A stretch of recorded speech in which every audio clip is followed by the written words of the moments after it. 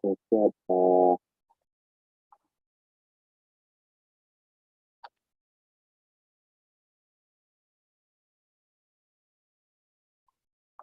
Unmute. Hello.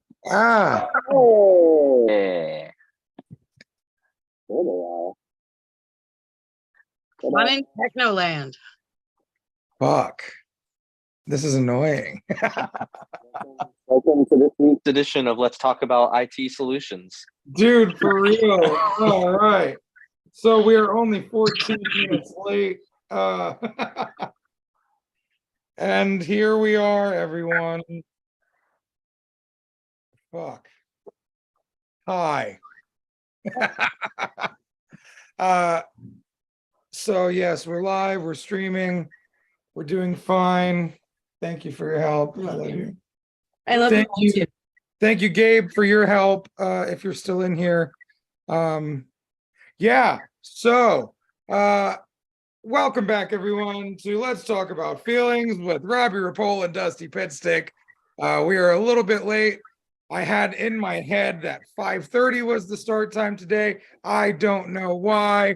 So when Gabe called me at 5:01, I was shocked.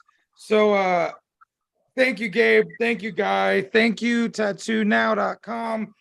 Thank you, reinventingthetattoo.com. Thank you to all the sponsors for allowing us to have a place where we can come and talk about our feelings. Since this is a feelings podcast show, I will start by talking about my feelings today. In case you haven't noticed, I'm a bit fucking flustered.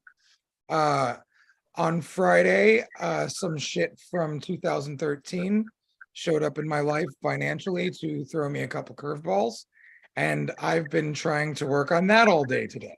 So when time came around, I was still angry and talking to attorneys and debt collectors and all kinds of things to try and figure this out.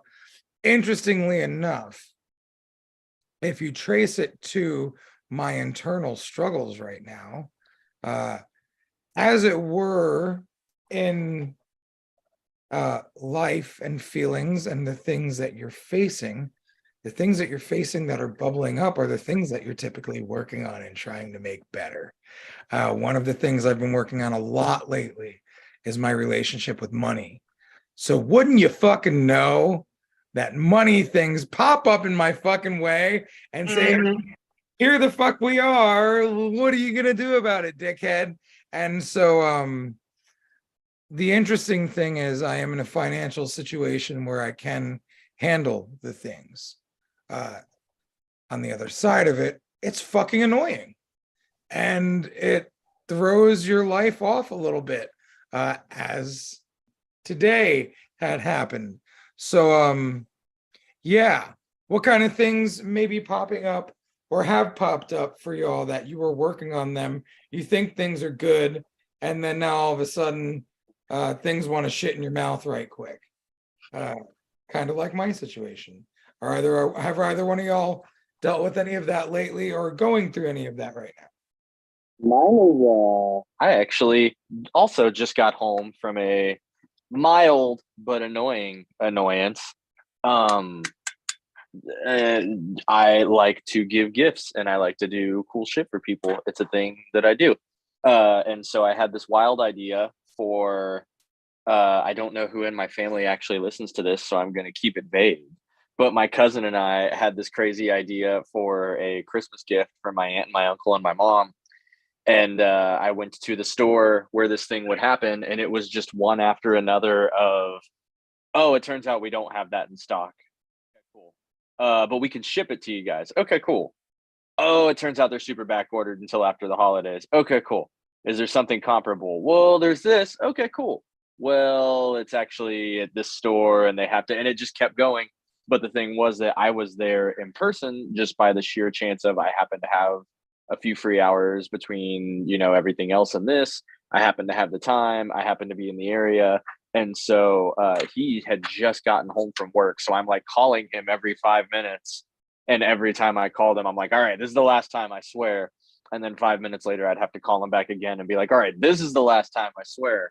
But it just, maybe not the level of annoyance of, 10-year-old financial stuff coming to haunt you. But man, yeah, I was on one today, and then I spent way too much money at this store on stuff, and it all was just a big clusterfuck. But in the end, I got something and it'll work out and everything was cool. But I was like, okay, quick trip in and out, 20 minutes, and I was at that store for like 2.5 hours. So That's the old adage, no good deed goes unpunished. right? Sometimes that happens to us.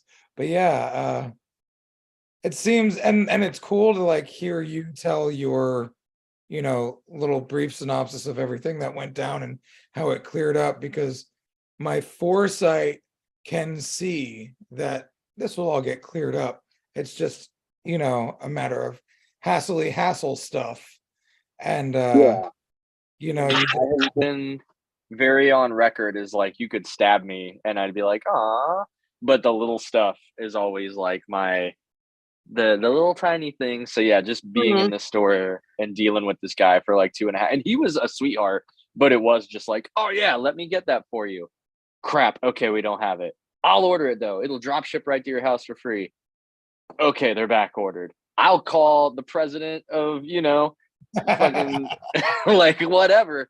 We'll get it there. Oh, you died. Like it just like kept escalating. And so it was a whole thing. But I got something cool. They're gonna be great. It was like I said, it was just the little things are always what get me, on top of it being just such a like long and tedious. And I know that like I'm annoying my cousin because I keep calling him. I'm annoying this poor guy in his blue shirt because I'm like, can you check again? Can you check this? Well, what's the, asking him all these like techie questions that I don't know. And right. yeah, it was a whole ass thing. Yeah, it'd be like that sometimes. Yeah, really. Sorted itself out in one day, and now they have a cool gift, and everyone will be happy. So it could be way worse. Yeah, and that's nice. The funny thing is, when this all started popping up for me was Friday at like around 3 or 4 o'clock in the afternoon, and I was tattooing when that went down. And Donna came in, and she started telling me everything that was going down, and then my client, after Donna leaves, he's like, wow, man, you really handled that super well. So like on the one side of this, I'm realizing, wow, I'm really good at handling things a lot better than I thought I would be, or have been in the past. And now it hit me today when I started to feel a little bit more powerless.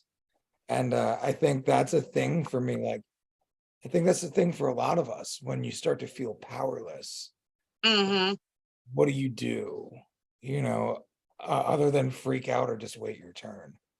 And freaking out isn't really the option right now, like I'm trying to keep my shit together. I'm trying to keep it cool.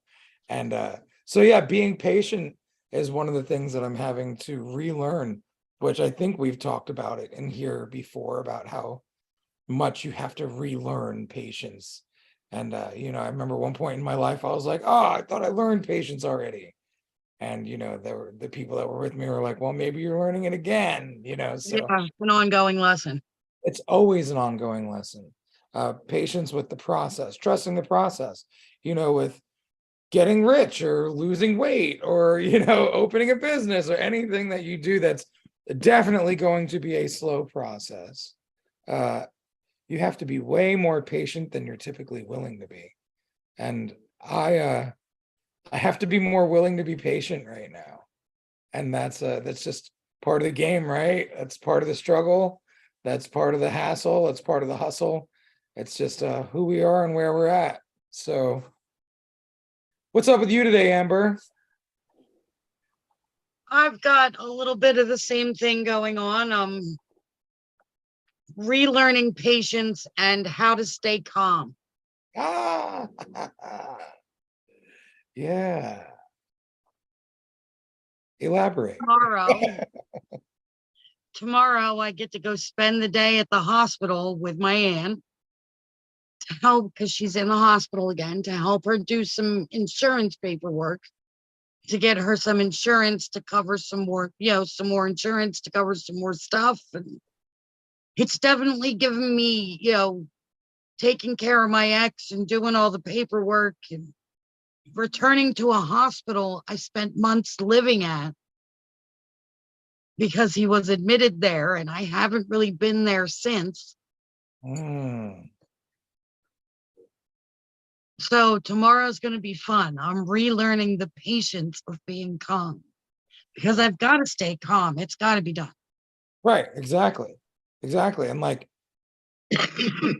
you've got to be calm, you've got to be patient, it's got to get done, but you've also got to work through your trauma from being at that Yeah. hospital, returning to that hospital, and The smell of that hospital kind of makes me a little nauseous.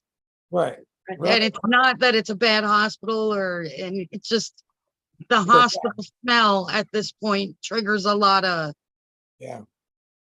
emotion. Yeah, no, I totally understand. Oh, excuse me. I totally understand. I totally get that. I've returned to hospitals since my stuff. And it's not a place I want to go back to. It's not a place I enjoy being at any level, patient or otherwise. So yeah. And you said like you took care of your ex in that hospital? Yes. Yeah. So you've got quite a bit to work through there. Yeah, the security guards still recognize me. So how long ago was that situation? I stopped putting myself through that situation about a year ago. Okay, so it's still pretty fresh. Yeah. Yeah. So what's your plan going into this? Like, I'm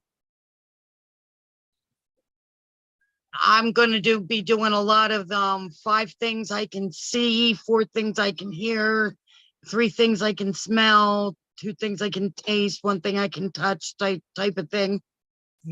Yeah, just like a weird grounded. suggestion. Around and do, if you said that the smell is like the biggest thing, 5 things you can smell, like try and almost kind of purposely wear a perfume that you love or roll around in those dope ass Christmas pine cones that smell like amazingness. Like try and maybe even flood your senses elsewise. So when you get, because hospital smell is such a like distinct, like I could be at the movie theater and get hit with a little whiff of hospital smell and be like, who the fuck? Like right now. So like if you could do something, left the hospital and came right here. Yeah, why are you putting hospital in my nose? Yeah, everybody has that like that scent that you love, or like that blanket that you touch and you like literally a security blanket. Like if there's something I can't think of, so aromatically, that's not the word I wanted, but I'm gonna roll with it. If there's something smell wise that can help like pull you back into your safety zone, then like definitely. I'm jealous everybody's got cats but me. I was never a cat person until I got this little hairless, and I love hairless cats. My granddaughter's allergic, or I'd have many. Well, is she allergic to hairless cats? No, but I don't know if my dad could deal with a hairless cat. I would love to watch it happen. They're so cool. I would absolutely love to watch his reaction to it, because I was very anti-cat until Donna, because I told her I'm not buying you a cat. So if you can find one for free, we'll take it. And guess what? She found one that I could trade tattoo work for. So I was like, good as free. Right, yeah. So now he's my little buddy, and I love him the most. And he cuddles with me every single night.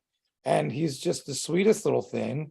And like, aside from doing cat things like jumping up on top of cabinets and knocking shit down, he's a really cool guy, and he's more like a dog than a cat in so many ways.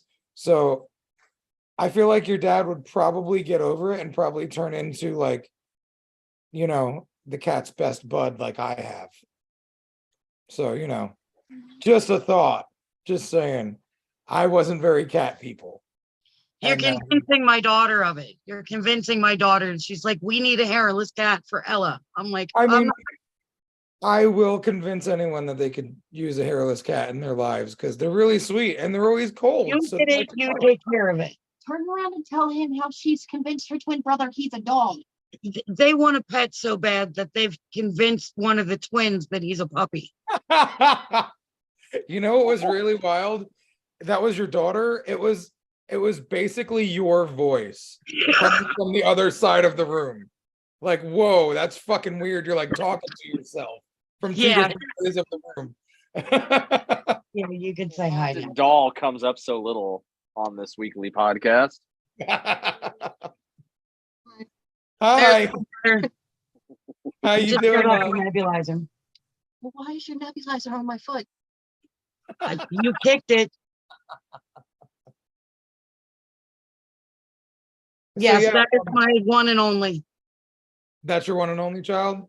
My one and only. After I had her, I was like, all right, enough. And she's the one that brought you the grandchildren. Yes. All right. They I wanted her to wait until I was too old to babysit. won't do But it. I'm glad I've got my grandkids while I'm young enough to enjoy them. I wanted my oldest son to be a tattoo artist, and that's not happening. So, you know, Yeah. they don't do what we want, right? Oh, shit. So, yeah, A sketch Uh, pad. what's that? I'm happily a sketch pad. She's one of my best canvases. I love it. I love it. So, you know, I think you should get a hairless cat in the house, is all I'm saying. But, you know, But it depends on if they're allergic to the I damn- agree because I need them to stop convincing their brother that he's a dog because he won't even answer to his own name at school anymore. He answers to puppy. that's We're going to be describing that on a feelings podcast 20 years Right. from now. Yeah. exactly. Exactly. Tell us where it all started. That's pretty hilarious. I can't be mad at that. Also, I cannot condone that. So- I can't say anything because when my brother was 5, I convinced him he had been left on the doorstep by gypsies. how long did you keep that going? Oh, for a couple weeks before, my mom finally figured out why he was so upset. And I got grounded. I mean, rightfully so. Rightfully so. But I was 10. All I did was sit in my room and draw and listen to music anyway. And So then, grounding me didn't do much. right, That's all I exactly. do. So thanks. So I'm- you're like 10-year-old Amber, basically. Dusty. I'm a Gen Xer. We were emo before there was emo. Right. I feel that. I feel that in my soul. When emo came out, I was like, wow, they understand me. Yeah, I was like, oh, so it's got popular. It's a thing now. Right, yeah. So it's popular to be sad. I don't understand that. Yeah, I wasn't doing it to be cool. I just had clinical depression. Yeah, so there you go. So like, The But I'm old-fashioned way. medicated now. right. So I was gonna say, as a grown-up now, what do you do to deal with your clinical depressions? I take the medicine cocktail my psychiatrist gives me, which they adjust depending on how I'm doing. All right. There's a lot of feedback in there. If I feel like something's not working for me over a few month period, we'll adjust. Well, I'm glad you brought that up because like I am in no way, shape, or form a clinical psychologist, psychiatrist, therapist, or anything of the sort. I am a practical plan helper when it comes to emotions and things like such. So I feel like a lot of people with clinical issues avoid the psychiatrist, avoid the therapist, avoid the medications. So I feel like it's really valuable for, if you can identify that it is clinical, to go and seek that type of attention because Yeah. it's probably going to be a very large journey to undertake that without your medications and without the assistance and without the feedback between you and your doctors. So I think that's super valuable that you brought up today, because it's not really something that we talk about a lot, is the medical side. Yeah. of- Therapy was one of the best things I ever did. Really. And how long have you been in therapy? I've been in therapy for about 2 years now, Okay. and it just hit me one day. With the help of a little bit of let's just say psychedelics. Okay. I just suddenly went, what the hell am I doing with my life? Decided I was making a plan to get out of the relationship I was in, and I needed to seek therapy immediately. No shit. I was like, I have a chemical imbalance. If I am suddenly this clear and everything makes this much sense to me on mushrooms, I have a chemical imbalance I need to address immediately. Wow. And I've been microdosing off and on since. That's fucking valuable though. Like the fact that you had the self-awareness in the situation to just be like, yep, I need this. I need this now. Because Yeah, you it was know, just sudden. I realized I lost who I was. mm, I didn't recognize myself, and I missed who I was because I liked me. yeah. And then I was like, all right, I need to get back to me. And I see her back there shaking her head. So Ignore her. when did you get back to you, do you think? Like after? I'm still working on it. Okay. I didn't have the kind of anxiety and PTSD I do now. Okay. I used to be a bit like Dusty. I thrived in chaos. Mm, Being in a chaotic environment, I was very zen. I was like, okay, let me think. We're going to do this and this and this and this and this. And I could thrive in chaos. Now, chaos makes me anxious. mm. Well, and I kind of feel like you thrived in chaos because it was an external version of what was going on internally. So Yes. if you control what's going on outside you, then you're like, okay, cool, I can control something. And Yeah. And in that's that relationship, I kind of had to be the one that controlled everything. as far as what? I'm putting out fires, figuring out where the money was coming from, making the money. So you were the grown up. Yes. Doing all the paperwork, making all the doctor's appointments, Yeah. following up with everything, making sure he took care of himself the way he was supposed to and followed doctor's orders. Well, like, do you now see that that was basically setting you up to be there for yourself in the same fashion? Well, yeah, now I'm doing those things for me. I do Amber shit now. Right. Right. And it's like we kind of run around hiding from things for a while until we have to face them. And Yeah. sometimes it's a situation that makes us face it. So Oh yeah, my therapist pointed that out too. Taking care of Joe gave me an excuse to not take care of myself. Ah, Guilt. no shit.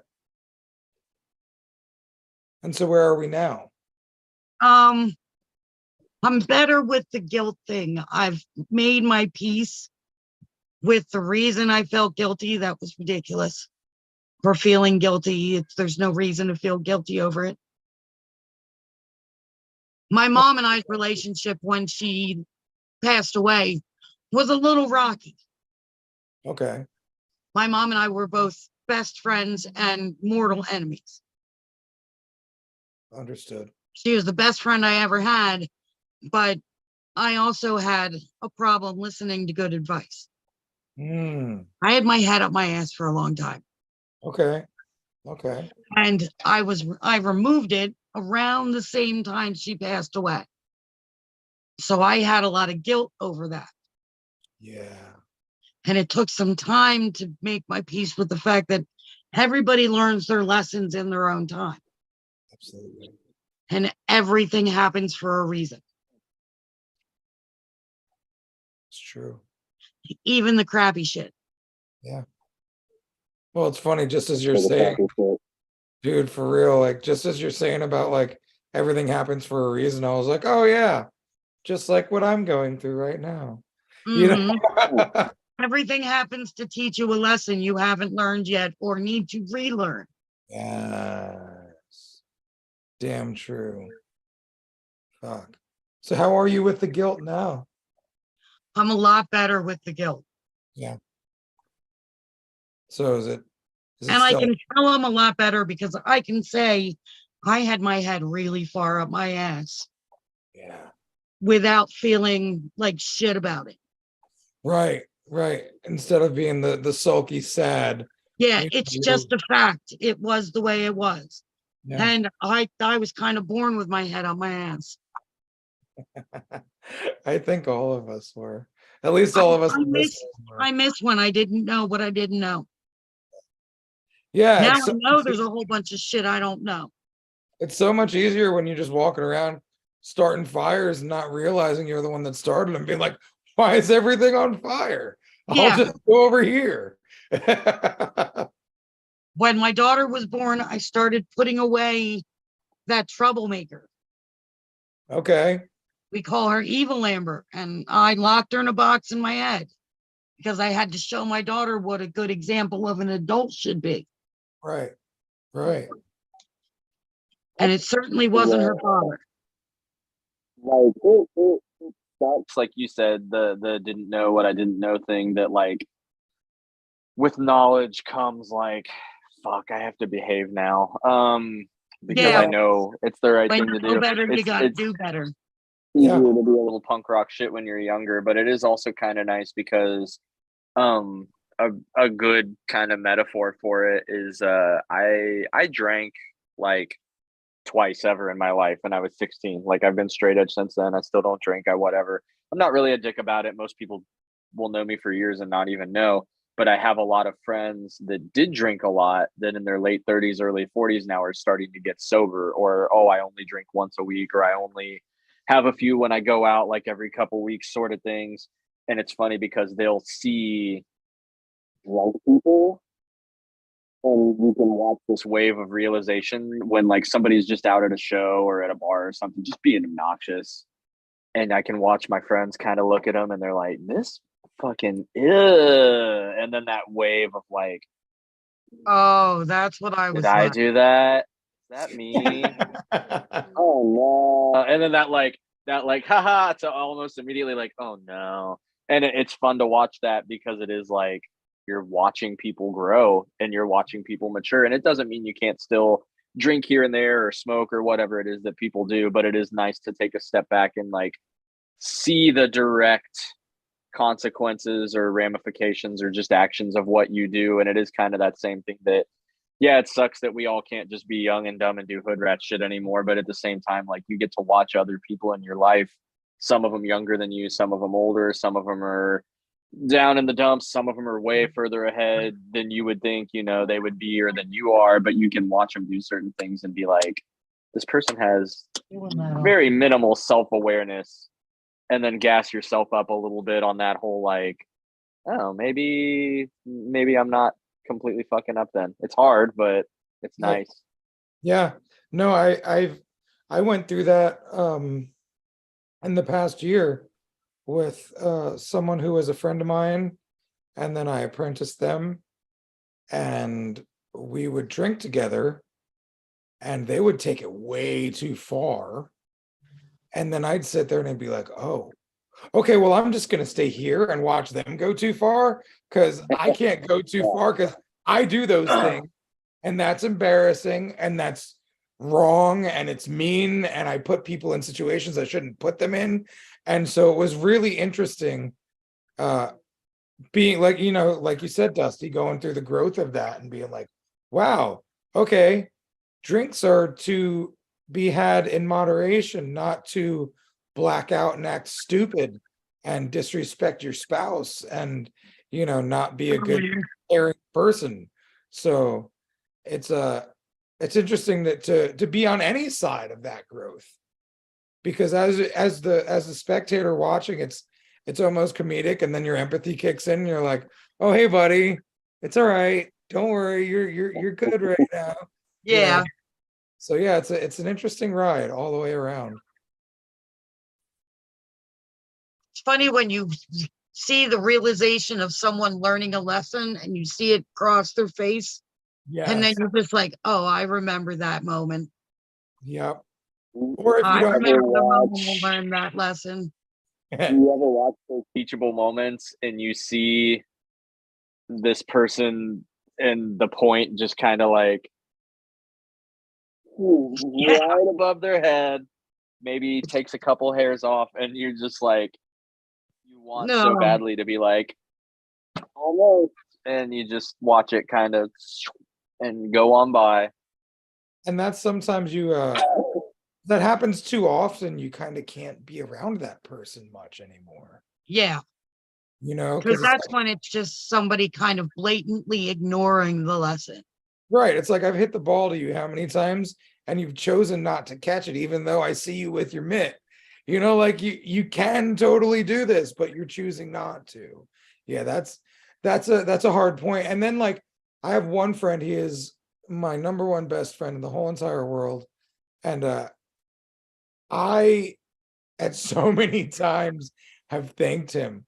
And I'm like, Ozzy, how did you stick around, dog? Like, I was so much of a fucking moron, you know, for this whole period of my life.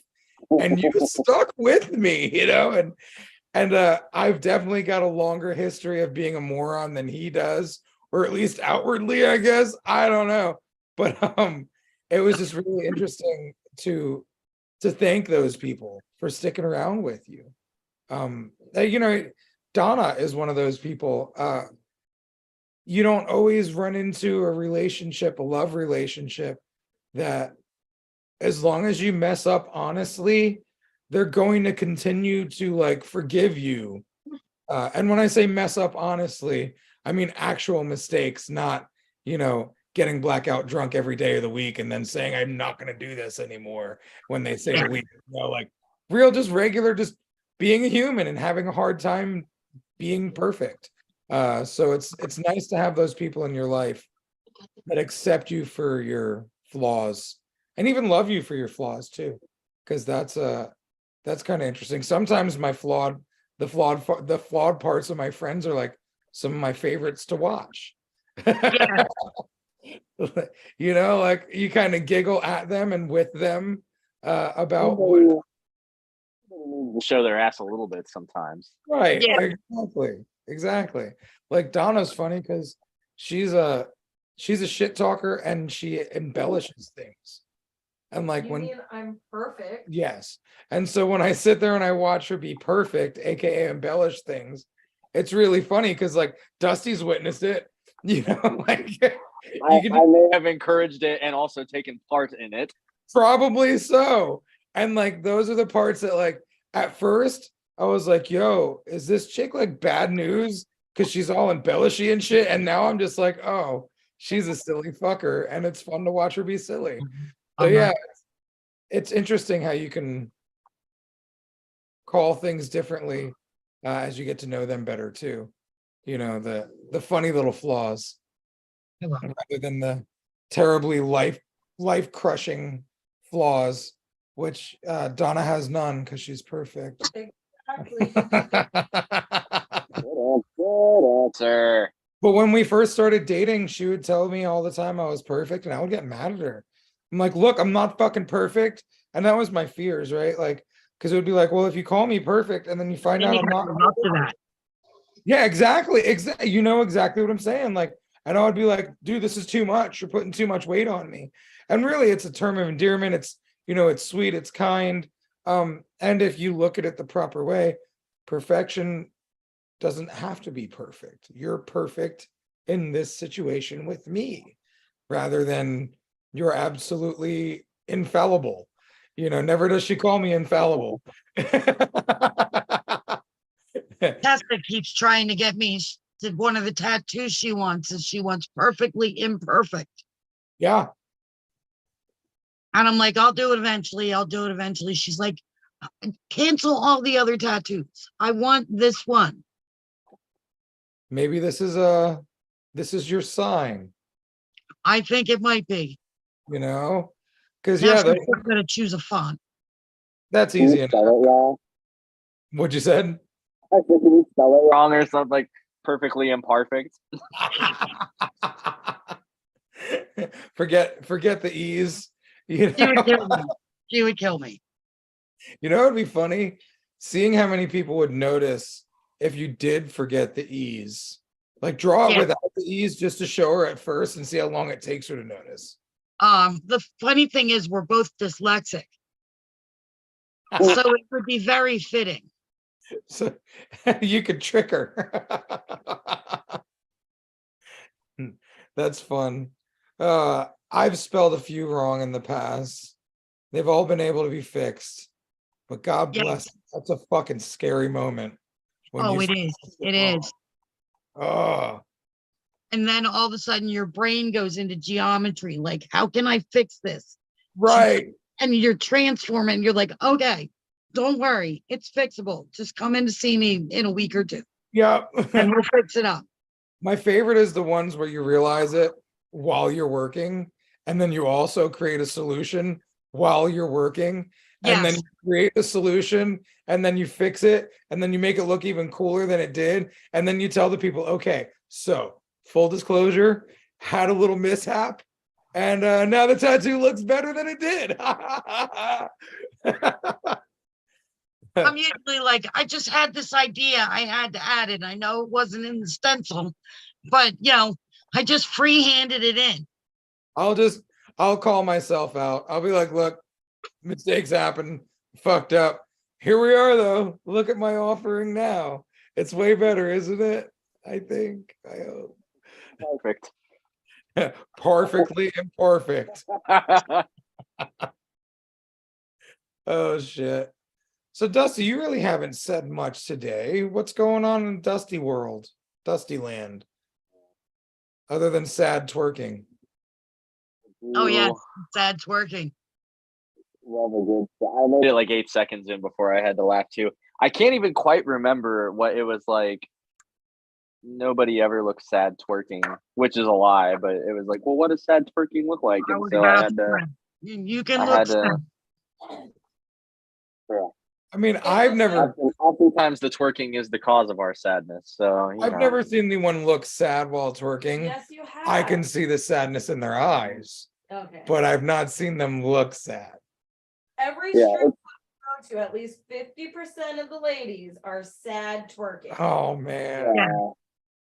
Mm. And it's weird because I feel like the flip side of that, because I love a good goth night. Those people are having the time of their lives, but you never really see like a happy two-step either. You've never seen No. anybody listening to like Bajas and they're just like, kind of smiling and getting it. It's a sad time for sad music, which is cool too. But that's my new goal, is to find a goth night here in 2023 somewhere while doing guest spots or around Dayton or something, and just kind of like just get a nice Madonna bop going. Come in and just like throw the whole vibe off. So like 10 years ago that existed. Yeah. Really? Well, so it's funny, when I was guesting at Gabe's shop that he owned many years ago, one of the artists that I was friends with took me to a goth night. And this was like way before I was dating a silly big titty goth girl, and I didn't understand the culture that much. And so I was like blown the fuck away by like what was going down in this place.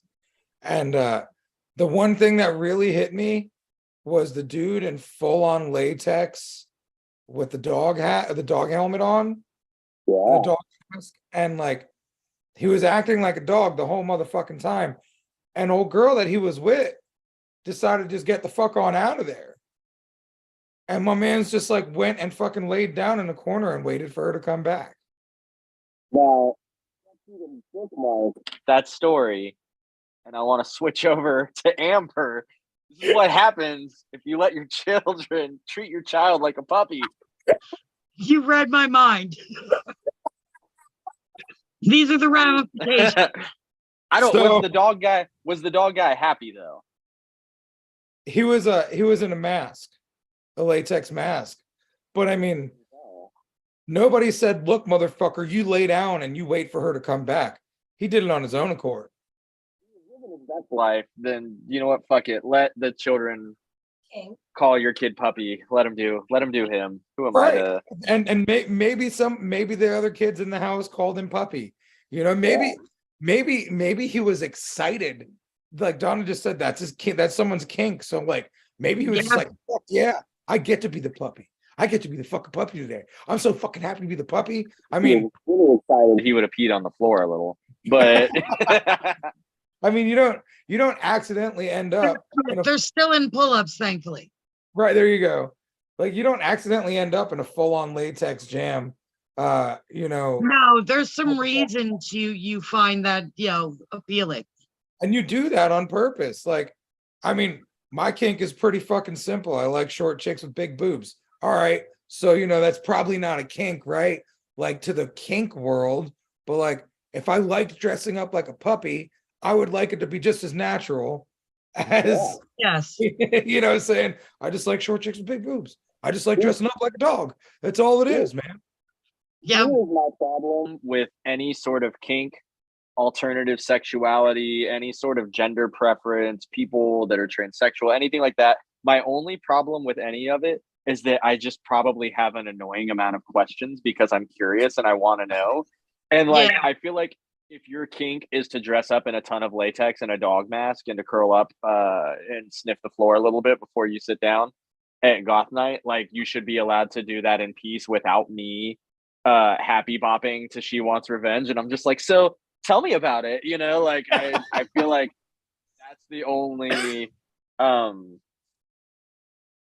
have a friend that transitioned and I feel like the amount of obnoxious text that I sent them that was just like, just tell me about it. Like they're like, look, I just want to live my fucking life, dude. Okay. You're like, I want to know. I'm like, I'm just a curious cat. All right. That's my kink, is fucking asking way too many obnoxious questions. What you would do is you would happy dance over to the dog on the floor and go, "That's a good boy. Are you a good boy?" There you go. Yeah. That's how you Could do have it. offered belly scratches in exchange. For Some information. questions. Yeah, I got some questions. Can I scratch behind your ear? But no, Like a seriously. weird old hard-boiled detective noir built around, like, but in the kink world. Right. I But got some seriously, questions. dude, See, when you talk about when just what you said, I love being a tattoo artist for that reason, because I didn't understand transitioning for a very long time, right? But every client that I had that would say, I'm transitioning, my child is transitioning, this and that, like I would get really heartfelt, valuable information and gain understanding of why I need to put my lack of understanding aside and ask those questions to the willing audience. So much so to the point that my friend Chase, when I saw him for the first time as Chase, like, because he had been starting for a while on the hormones and things, and I had known him as Tina for very, very, very many years. So then when he started and he went into being Chase, I ran into him out somewhere like after the transition had really fucking taken on. And I had had a few drinks in me, so I probably was a little obnoxious, and I was like, bro, are you fucking kidding me? This is so cool. Like I went from the dude that was like, I don't understand this shit, to the dude that's like, yo, let's fucking celebrate, because I'm so happy you're a dude now, because like I've always known that side of you was in there, and now I got to witness the tortured soul before, a little bit of the mid part, and now I get to see like, wow, you're this beautiful man that you've always wanted to be, and I get it, and I fucking get it. I knew a lot of people that had transitioned or had, you know, come out and all this different stuff, and they were always people that I knew and liked well enough to congratulate them and celebrate with them and, you know, be happy for them, but never quite enough. And then a drummer for a band I was in for a long time had kind of told me things in confidence, and it was what it was. And then finally, like, made the post, fully transitioning. And it was extra, like, kind of nice because I had like a small get together at my house, and they had brought up at my house, like, hey, I'm with a bunch of people that I love and care about. Is I think we like ordered pizza and ordered a wrestling pay-per-view or something, but they're like, there's like a dozen of you here. You're all people I really care about and love. I am making like the public Facebook post here because I'm with people that I trust and care about. I know I'm in a safe place. That was like a really nice thing. And that built that level of trust that I was like, okay, so I get to ask you all of the like nitty gritty, like I feel comfortable asking you, like, so what do they do with your genitals? What are you doing with this? How does this work? What about this? Are you going to change your name to something common? Are you going to change your name to something dope like Deathblade? Are you going to, you know? And I got to like, all right, give me 1 hour to just get this shit out. And then we'll go back to, I promise I'll be chill, and just ask all of the weirdest questions.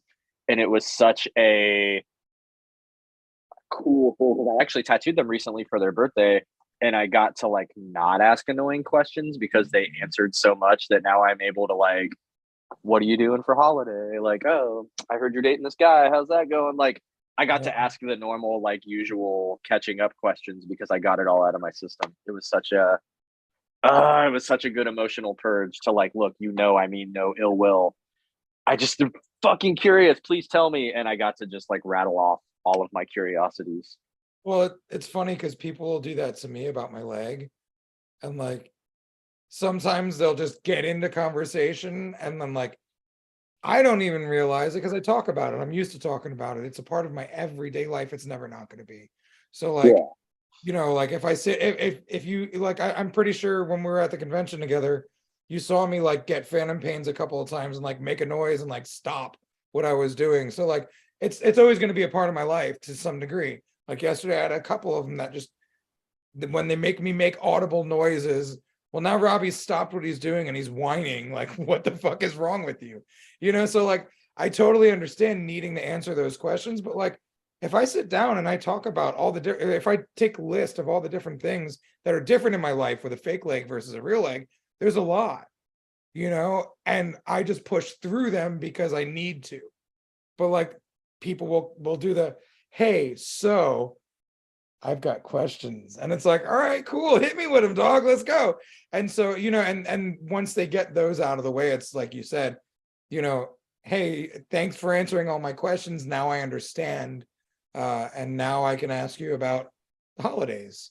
So it's interesting being on multiple sides of that.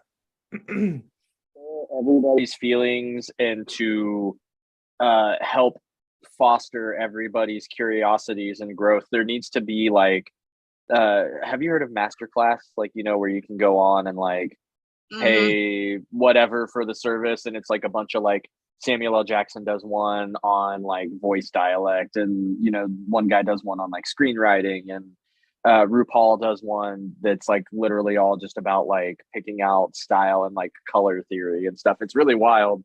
There needs to be one of those for just every person from every walk of life. That's just the like, you know what I mean? Like, ask an Asian dude, ask a guy who lost his leg, ask, you know, a fucking guy that dresses like a dog and sits in the corner. Just no, absolutely, like somebody that's comfortable with it to just film a series. I can't tell you how much money I would pay because it's way too much to have access to that streaming service where I could just be like, all right, I got a lot of questions about kids that grew up in fucking gymnast community because I read one article and all of a sudden I'm like, were all of these kids just screamed at by an old Russian men their life? Like, all right, fire up the service. I'm just learning about people that, you know, like. Oh, you're right. Yeah. Well, and like, so for me, I had a client who told me that she was a submissive. And like, when she got home, like, she didn't want to do anything other than what she was told. And I was like, all right, that's weird to me. Help me make it unweird because I don't understand. And she's like, well, I'm in a high power position and I'm always telling everyone what to do. So when I get home, I don't give a fuck. Tell me to shut up and fucking sit on the floor and fucking untie your shoes and rub your feet, and I'm fucking here for it. And I'm like, whoa. And like, it was really cool the more she explained to me like what the thought process was, what the reasoning behind it was, because I was like, wow, okay, now I can understand that. Because I'm definitely a dickhead. So, you know, if I'm like, hey, if I don't understand this, fuck that, that's weird, I don't get it. And like as I've gotten older, it's been like, well, why don't you ask some questions? Why don't you try to understand it? Because you just don't get it, then you're never going to get shit. And that's like the coolest part about life, having that master class where you can go and, you know, type in, you know, children of tattoo artist parents. And what was that like, you know? Yeah. You know, and it would have been nice to learn about, you know, children of drug addict parents, so you can see what may happen, you know, being a child, being a parent that isn't a drug addict of a child who had a drug addict parent. You know what I'm saying? Like there's so many things. I can do that one. Dude, Jaden the same. And you know what? You and Jaden and every other child that had a similar experience is going to have a different story, you know, and a different goings on. Every amputee is different. Like my buddy Gary, he's got no arms and no legs. We hung out a bunch until finally one day we were talking and I was like, hold on. How do you wipe your ass, doggy? And he's like, we figure it out. We got tools. I was like, oh shit. Wow. Like it took me a minute to even think to ask that question. She's like, usually most people, that's the first one they ask. But like, it's weird because you, and in a situation like that, you'll get all these questions answered. And then you have life. And then every so often a new one will pop up. And it's like, oh, I didn't know that question even existed. What do you do? Yeah, wild times. So it is 6:06.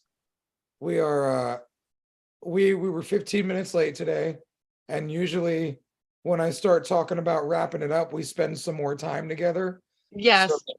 So, I'm gonna say, you know, we can start wrapping it up today, and then see what goes on from here. But positive news, I'm going to the Harry Potter thing this weekend. this weekend. Yay. Yes. I've got excitement for that. I don't usually have excitement to go to the parks, but like the Harry Potter thing is cool because there's way less. I'd have excitement going to anything Harry Potter. Well, and it's cool because like I've talked about this a number of times. The VIP tickets that Donna gets, like we go in at 5 p.m. and then when they close at 8 p.m., we still have till 2 a.m. Oh, And nice. there's a very limited number of people in the park. In the both parks, all food and drink aside from alcohol is all free. And that's kind of weird. Like you just walk up and they just give you food. It's like, I want 3 churros. And they're like, sure. Really weird. Yeah. Parents sends you along. Dude. I'm stoked on it because I was talking to Donna and she had said, well, I can get you a ticket. And we have like a flash thing at my shop that the owner had set up forever ago that I was like, I can't. But I had talked to Medusa because she is going to Florida for her birthday in early February. And we talked about, I want to do another guest spot at your shop. We could see if maybe we could make the stars align, that if she's tattooing in Florida, I can tattoo there the same week. We can cross paths, or I can travel down there to get tattooed by her. She can travel to your shop to get tattooed by me, however it shakes out.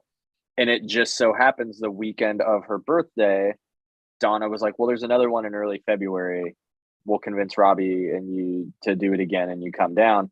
Is that same weekend. So I'm pretty sure, as long as you're hip to it, not to put you on the spot on podcast, but if you guys want to do the February one, it would be right around the time I'd be coming down to Florida anyway. So I'm definitely not against it, for sure.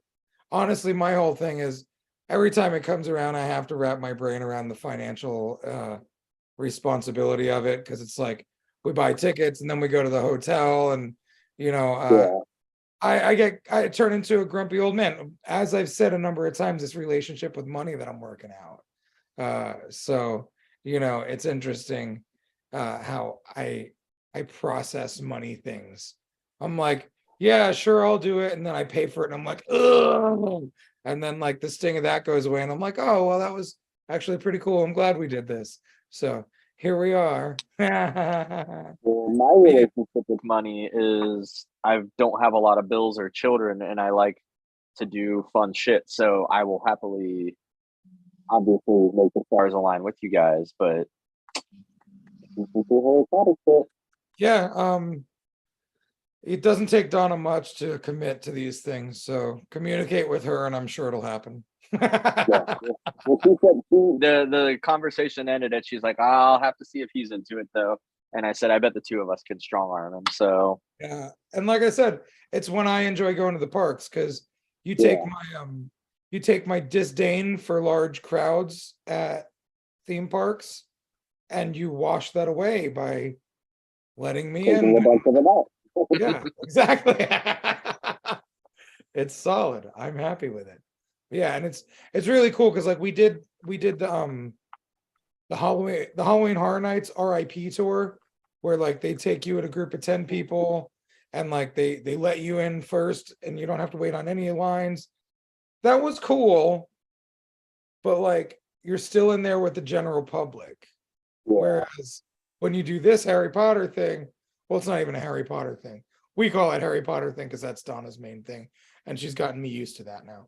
But yeah, when you do this thing, like I think it's like 10% park occupancy, so it's really cool. It's really cool. So yeah. So a very important question for you and maybe Donna if she's in the room. Do you guys do roller coasters? I mean, you've done the Harry Potter ride, so I would assume at least to an extent. That's a bittersweet thing for me. okay. I am a thrill seeker. I am a motherfucker. I like, exhilarate the shit out of me, right? But if I do too many rides, I get sick. Okay.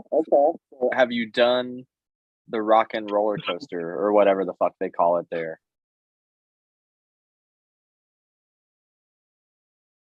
Such a sad moment. yeah. Last time I went on that thing, I got fucking sick for the rest of the night. No. Ooh, that Yeah, was gonna be my like. They say you can tell everybody, you can tell what you know about a person based off like what movie they immediately think of Tim Curry from and all those kind of things. I judge people by what song they pick on the rock and roller coaster So- at Universal.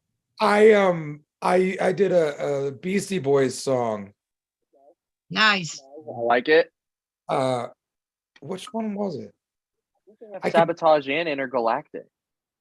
I think it might have been Intergalactic. Love that song. Yeah, because I know the cadence in my head, and it's not Sabotage. So yeah, I'm pretty sure it was Intergalactic. But yeah, it was definitely a fun time. I really wish I could ride that ride again, man. Like maybe I'll fucking try and hit it on the way out of the park one of these times. Yeah. You know, like, but like the last time we went last year, I started going on some of the rides that I was afraid to go on, and like I did okay. So like I don't know. Maybe, and this was also when my leg was broken and I may have been on Percocets or something. So like maybe that could have done something, you know, so I don't know. So yeah, I mean, if you're with me, I might try. Okay. Maybe. I'll take it. February will be here before we know it. Dude, time flies. This fucking year flew by. It seems like they go by faster and faster. The older you get. Yep. I saw how angry you were when you fucking said that. I fucking feel that heavy. Yeah, the older you get, the quicker they go by. So true. It Just is. this day went by. I feel like I woke up and then all of a sudden it was 2:30. Where the fuck did the day go? Yeah, I know. It's wild. It's wild. Especially if you wake up at 2:30 in the afternoon, then the day's gone even faster. In our house, Donna, the struggle with us is Donna waking up late. And so like life doesn't really start until everybody in the house is awake, you know? So Yeah. we've gotten her on a getting to sleep earlier path to hopefully waking up earlier, and it's been working. And that makes the Great. gym. What's up? What is late for her though? Like, What does she sleep to? 2 okay, yeah, that's pretty late. between 11 and like 2 or 3. So yeah, Okay, she'll go to sleep at 5, 6, 7 in the morning sometimes. that makes sense. I usually You know. Get get up at like 9:30, and people will be like, "Oh, so you sleep in?" And I'm like, "Look here, 9 is fucking early. All right, Tat God, dude, for a tat lord, bratty bratty like me." the tatty bratty, like fuck, 9 is like 4 a.m. for most tatters. My natural circadian rhythms would have me sleeping till about noon, 1 o'clock, and then up until the sun rises, and then going to bed. That's the way I've always been, but I've always had a day job. Oh, Working for a school for so long and working on the bus, I was at work by 6:30 a.m. I hated that part. ooh. I never got used to it. So now you're a tat lordess. So I'm a cat lordess that puts my grandchildren on the bus at 8:30. oh shit! So you just can't fucking I can't win. you can't win this when it is, comes. Quick story, because you're saying the Tat Lord and the Tat Lordess again. A guy came in to just a walk-in at the shop this week, and he was looking at everyone's portfolio, and he looked at mine, and he used the term linesmanship, and I have never felt Nice. more fancy in my adult life than when this man said, "Your linemanship is excellent." and I look Aura, and I curtsied to her, and Tat Lordess.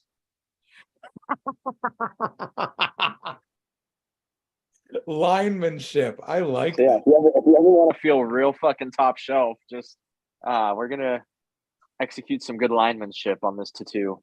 So Yeah. like I feel like part of my whole entire life has just been saying things with the intention that Pootie Tang says them, so that to, you don't have to know what I'm saying, but you understand.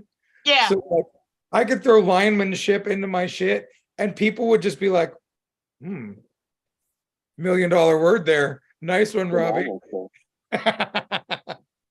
I'm a top-notch tat god with linemanship. Oh fuck. oh god, Linemanship. That's a good one. I'm gonna have to use that. I'm glad we Yeah, come up with some seriously. I'm adding that to the thesaurus in my set. And then like, so what would the saturation ship be? Is that saturation ship? you're Your color disbursement is very excellent. both in saturation and in quantity. I like. I had a dude that was a tattooer that I tattooed him, and he had stickers made up that said saturation station on them because he was very impressed with my saturation. nice. So that's a good one. I like that. I wonder if I still have any of those stickers. Huh. All right. Well, I love you guys. I love all of you out there in internet world. Thank you for dealing with these technical difficulties. I think I may have it figured out this time around. Gabe, if you see this, I'm sorry. Dude, hey man, we've been trying to get me to fucking start these meetings for months now. And so I think we might have had it figured out. I don't know. So Maybe I'll just take over the feelings show. I don't think you will. I don't think I will either. She'll just be your tech goddess. Yeah, right. She is my tech goddess. She does handle all my techie things. And then you'll be the Guido Tech man one day. Is Her techsmanship is very, very phenomenal. Hi. All right. All right. So Once Until again, next time. yes, until next time. Gabe, thank you, Guy. Thank you. Reinventing the Tattoo, all the sponsors, all the humans that make this possible. Thank you very much for giving us a place where we can come and talk about feelings. I love y'all. I love everyone out in the ether that's watching. Thank you guys for coming, being part of it all the time. And thank you all otherwise for tuning in. Have a wonderful evening.